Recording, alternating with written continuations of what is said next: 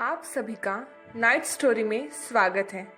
आज के हमारे कहानी का शीर्षक है जिंदगी का सफर है ये कैसा सफर। एक प्रोफेसर अपनी क्लास में कहानी सुना रहे थे जो कि इस प्रकार है। एक बार समुद्र के बीच में एक बड़े जहाज पर बड़ी दुर्घटना हो गई। कप्तान ने शिप खाली करने का आदेश दिया।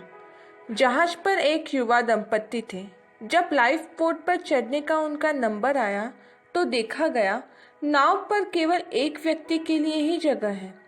इस मौके पर आदमी ने औरत को धक्का दिया और नाव पर कूद गया। डूबते हुए जहाज पर खड़ी औरत ने जाते हुए अपने पति से चिल्लाकर एक वाक्य कहा। अब प्रोफेसर ने रुककर स्टूडेंट से पूछा, तुम लोगों को क्या लगता है उस स्त्री ने अपने पति से क्या कहा होगा? ज्यादातर विद्यार्थी फौरन चिल्लाए। स्त्री ने कहा, मैं तुमसे नफरत करती हूँ। प्रोफेसर ने देखा एक स्टूडेंट एकदम शांत बैठा हुआ था।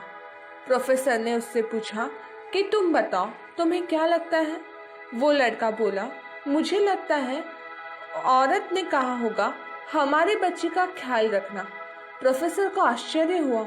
उन्होंने लड़के से पूछा, क्या तुमने यह कहानी पहले सुन रखी थी?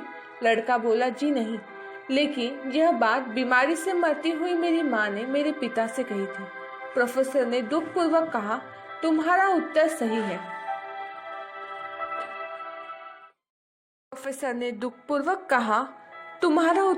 है। प्रोफेसर ने कहानी आगे बढ़ाई। जहाज डूब गया, स्त्री मर गई, पति किनारे पहुंचा और उसने अपना बाकी जीवन अपनी एकमात्र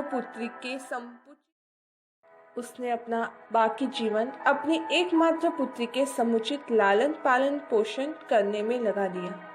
कई सालों बाद जब वो व्यक्ति मर गया तो एक दिन सफाई करते हुए उसकी लड़की को अपने पिता की एक डायरी मिली। डायरी से उसे पता चला कि जिस समय उसके माता पिता उस जहाज पर सफर कर रहे थे तो उसकी माँ एक जानलेवा बीमारी से ग्रस्त थी और उनके जीवन के कुछ दिन ही शेष थे। ऐसे कठिन मौके पर उसके पिता ने एक कड़ा निर्णय लिया और लाइफ बोट पर कूद गया। उसके पिता ने डायरी में लिखा था कि तुम्हारे बिना मेरा जीवन का कोई मतलब नहीं। मैं तो तुम्हारे साथ ही समंदर में समा जाना चाहता था, लेकिन अपने संतान का ख्याल आने पर मुझे तुमको अकेला छोड़कर जाना पड़ा। जब प्रोफेसर ने कहानी समाप्त की तो पूरी क्लास में शांति थी।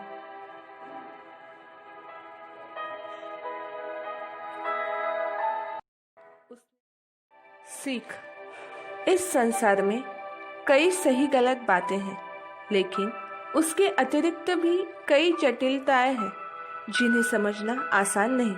इसलिए ऊपरी सतह से देखकर बिना गहराई को जाने समझे हर परिस्थिति का एकदम सही आकलन नहीं किया जा सकता। Thank you. Good night.